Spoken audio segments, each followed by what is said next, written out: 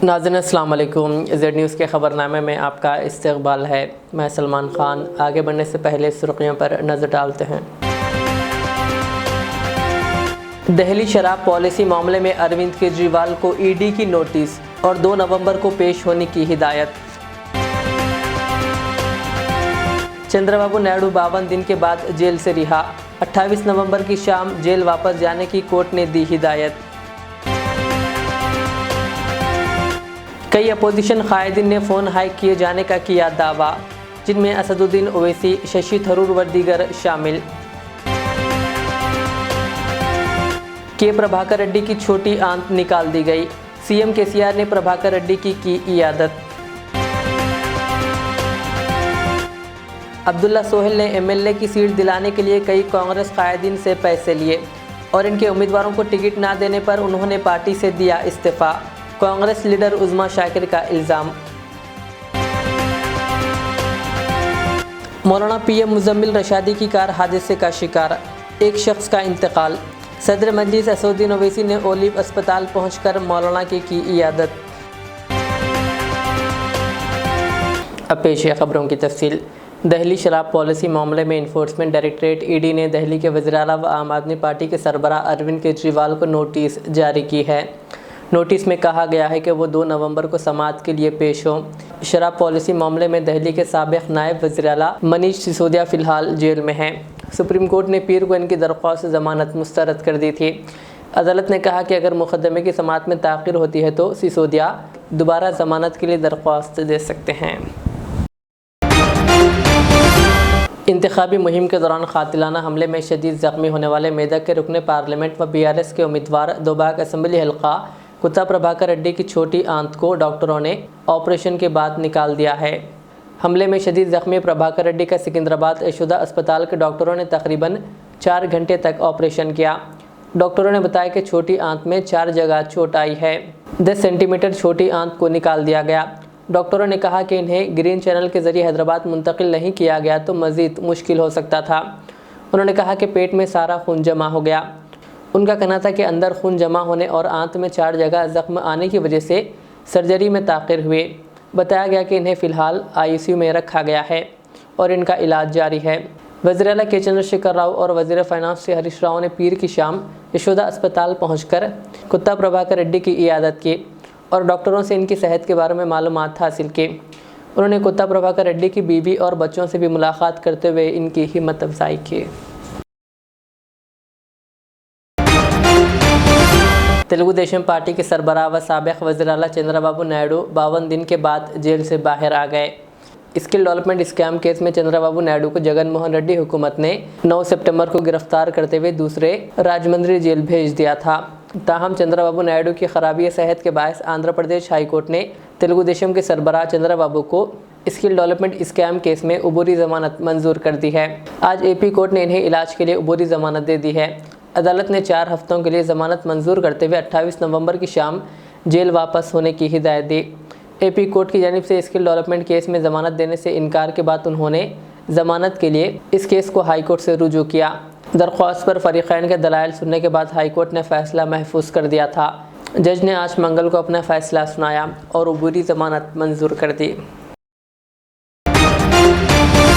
कांग्रेस के शशि थरूर, शिवसेना की प्रियंका चतुर्वेदी और मजलिस के सरबराह असदुद्दीन ओवैसी समेत कई अपोजिशन पार्टियों के अरकान पार्लियामेंट ने दावा किया है कि इनके फ़ोन हाइक किए जा रहे हैं। इन लीडरों ने दावा किया है कि एप्पल कंपनी ने हाइकिंग की कोशिश की मालूमात इनके साथ पैगाम भेजकर शेयर की है। ताहम एप्पल की जानिब से जारी बयान में कहा गया है कि हम किसी ख़ास रियासत के ज़रिए एहतमाम हैकर के बारे में बात नहीं कर सकते। कांग्रेस के रुकन पार्लियामेंट राहुल गांधी के दफ्तर में मौजूदा 3 लोगों को भी ऐसे ही पैगामात मौसूल हुए हैं। अपनी प्रेस कॉन्फ्रेंस के दौरान राहुल गांधी ने कई बयानात दिए। पूरे ऑपोजिशन के खिलाफ यहां पे एप्पल का नोटिस आता है। मैंने इसको थोड़ा आपके लिए बड़ा करके दिखाया है। देखिए, अच्छी तरह देखिए, ये तोते का काम है, राइट? इसमें लिखा है Apple believes you are being targeted by state sponsored attackers who are trying to remotely compromise the iPhone associated with your Apple ID. अब ये मेरे ऑफिस में सब लोगों को मिला है, वेणुगोपाल जी को मिला है, कांग्रेस पार्टी में लिस्ट बनी हुई है, पवन खेड़ा, सुप्रिया, सीताराम येचुरी, अखिलेश यादव, प्रियंका चतुर्वेदी, महुआ मोइत्रा, राघव चड्ढा, टीएस सिंहदेव लिस्ट है। और ये सारे के सारे किसी ना किसी तरीके से इस मामले में इन्वॉल्व है। और देश के युवाओं को मैं समझाना चाहता हूं, बताना चाहता हूं, यहां कर्नाटक के मशहूर व मारूफ आलिमुद्दीन हज़रत मौलाना पीएम मुजम्मिल रशादी की कार तेलंगाना के कामारेड्डी ज़िले में हादसे का शिकार हो गई, जिसमें एक शख्स जान बहक हो गए और कार में सवार मौलाना पीएम मुजम्मिल और दीगर ज़ख्मी हुए। इत्तलात के मुताबिक मौलाना पीएम मुजम्मिल महाराष्ट्र के परभनी में एक प्रोग्राम में शिरकत के बाद पीर की रात देर गए बेंगलुरु वापसी के लिए बराए कामारेड्डी बाईपास हैदराबाद एयरपोर्ट जा रहे थे। बताया जाता है कि इन्हें मंगल की सुबह 6 बजे एयरपोर्ट पहुंचना था, इसलिए कार की रफ्तार बहुत तेज़ थी, जिसके नतीजे में कार एक डीसीएम को ओवरटेक करते हुए बेकाबू होकर हादसे का शिकार हो गई। हादसा एक ढाबे के करीब सुबह तकरीबन 3 बजे के आसपास पेश आया। वहां मौजूद अफराद ने मौलाना को पहले सरकारी अस्पताल कामारेड्डी मुंतकिल किया, जहां इब्तदाई तिब्बी इमदाद के बाद मौलाना के अलावा दीगर ज़ख्मियों को मेहदीपट्टनम हैदराबाद के ओलिव अस्पताल मुंतकिल करने की इत्तला है। कार में ड्राइवर समेत 5 अफराद मौजूद थे, जिनमें मौलाना के साथ हमेशा रहने वाले रफ़ीक़ सफ़र ज़बीउल्लाह इस हादसे में जान बहक हो गए। इत्तला मिलते ही सदर मजलिस असदुद्दीन ओवैसी ने ओलिव अस्पताल पहुंचकर मौलाना पीएम मुजम्मिल की इयादत की और डॉक्टरों से बातचीत करते हुए तफसीलात हासिल की। कांग्रेस लीडर उज़्मा शाकिर ने वजाहती बयान जारी करते हुए कहा कि वो बीजेपी में शामिल नहीं होंगे। कल से मीडिया पर एक खबर गश्त कर रही थी कि वो बीजेपी में शामिल होंगे, जिसकी उन्होंने तरदीद की।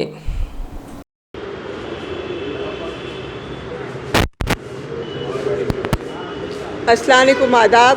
जैसा कि आप सब जानते हैं, मैं कांग्रेस पार्टी की तरफ से राजेंद्र नगर 51 की उम्मीदवार थी, एस्पिरेंट एमएलए थी, लेकिन मेरे को लास्ट मोमेंट पे जो है टिकट नहीं दिया गया और कई मीडिया वाले मेरे को फ़ोन करे कि मेरे को प्रेस बाइट देना चाहिए, पार्टी के ख़िलाफ़ बोलना चाहिए, लेकिन मैं कहीं पे कुछ भी नहीं बोली।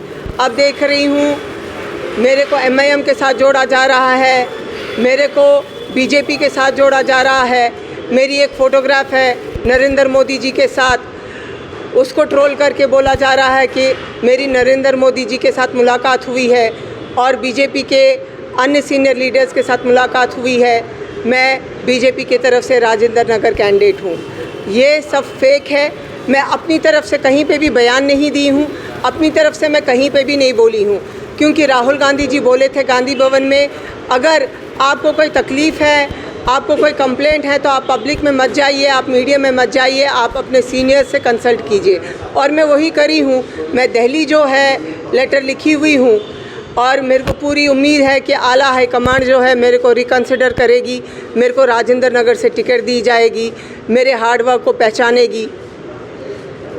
मैडम, ये कल से जो है एक वीडियो वायरल हो रही है जी, ये सियासत में भी है और सहारा में भी। इस मसले में आप क्या कहना चाहेंगे? आप वो फोटो को हकीकत मानते हैं या फिर वो फेक जुड़ाई गई, ये बताइए। नहीं, वो फ़ोटो तो मेरी ही है, क्योंकि मैं 2009 में गुजरात में बायोडीज़ल पे रिसर्च कर रही थी आनंद यूनिवर्सिटी के साथ। मेरा प्रोजेक्ट चल रहा था, अंडर मेरी कंपनी का नाम था एग्रोटेक ग्लोबल। तब नरेंद्र मोदी जी सीएम थे गुजरात के, तो उन्होंने मुझे ज़मीन दी थी वो प्रोजेक्ट करने के लिए। वो तब की फ़ोटोग्राफ है। वो फ़ोटोग्राफ को अब लाना, अब उछालना, क्या मकसद है मेरे को नहीं पता।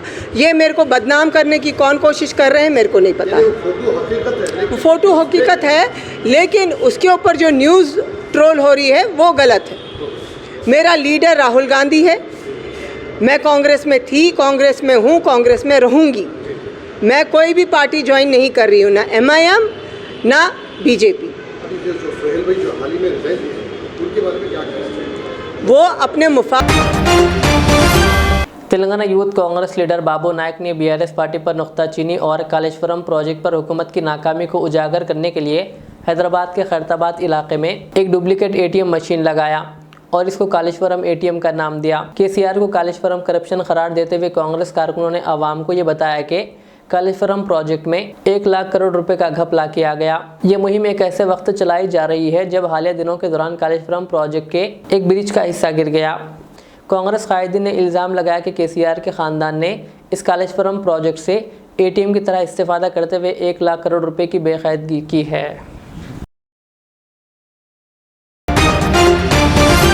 हैदराबाद के मशहूर व मारूफ सुबान बेकरी के पहले ब्रांच का गच्चीबौली में आगाज़ हुआ। मशहूर व मारूफ सुबान बेकरी के पहले ब्रांच का गच्चीबौली पिलर नंबर 45 के पास ओनर सैयद इरफान के वालदा के हाथों इफ्तिताह अमल में आया। सुबान बेकरी जो नाम से जानी जाती है।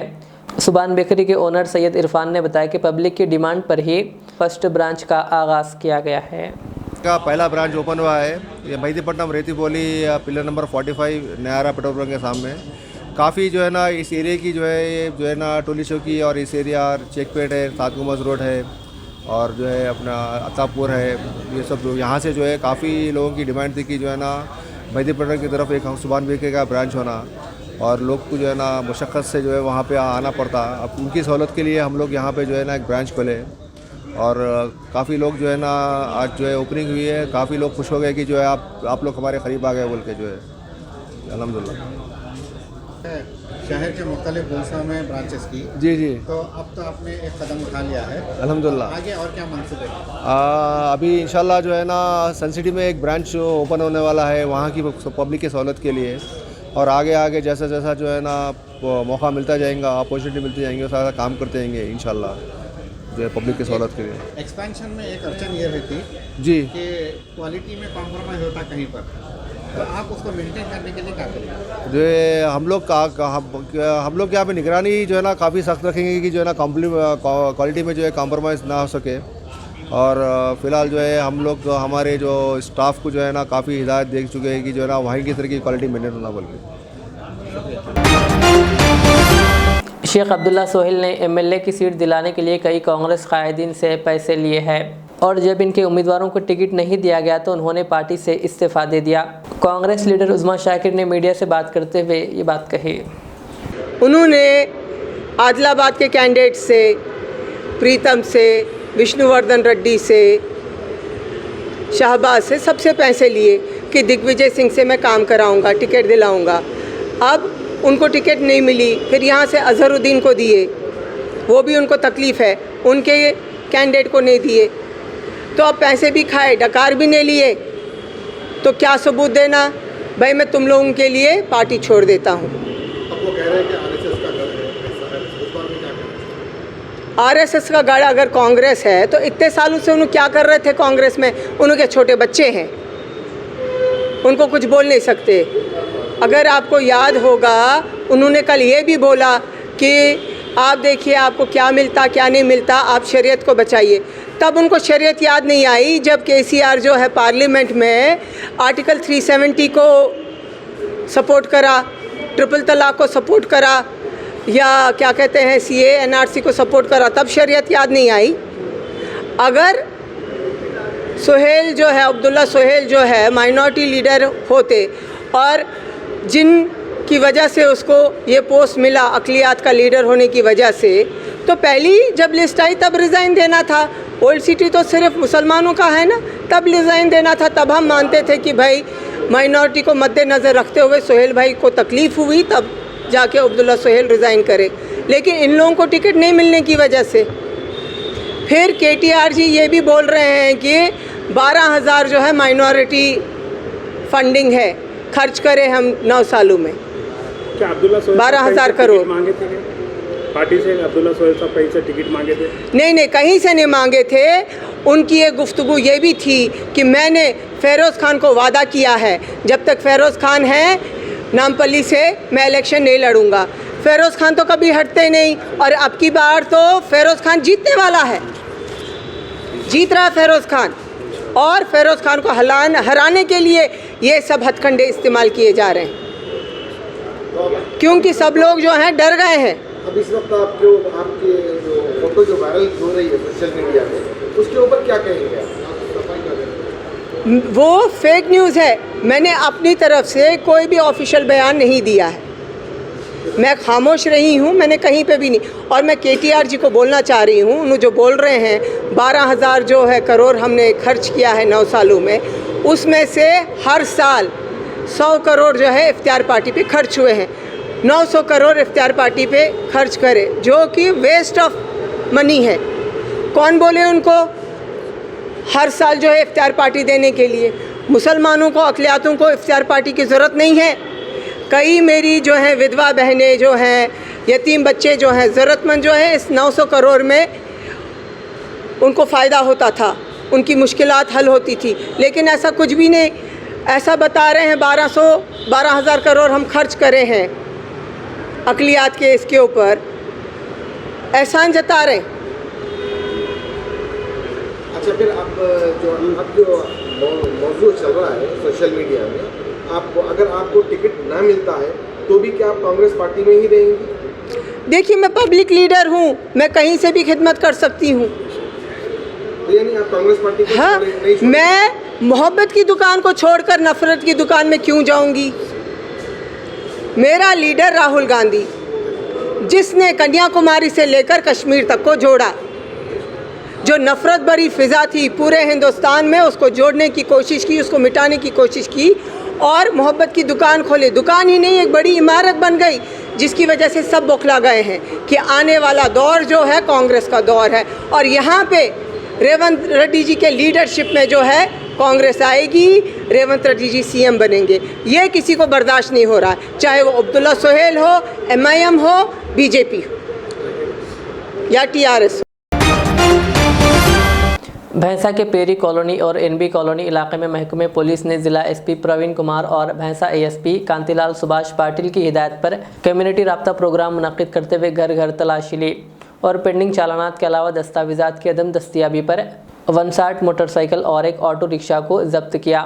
इस दौरान टाउन CI L श्रीनिवास ने BSF जवानों और तेलंगाना स्टेट स्पेशल पुलिस जवानों के हमरा तेलंगाना आम असम्बली इंतखाबात के पेश नज़र अवाम में एतमाद की बहाली के लिए फ्लैग मार्च निकाला। बाज़ मुकामी अवाम को साइबर क्राइम्स के बारे में आगाह किया। इस प्रोग्राम में सब इंस्पेक्टरान, जिनमें पूर्णेश्वर, संदीप और दीगर पुलिस अहलकारों ने हिस्सा लिया।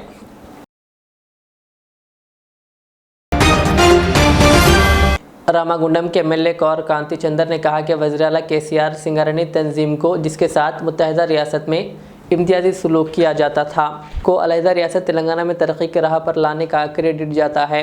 उन्होंने पेद्दापल्ली ज़िले के रामागुंडम इलाके के कोयले कानों पर बाई बाटा प्रोग्राम में हिस्सा लिया।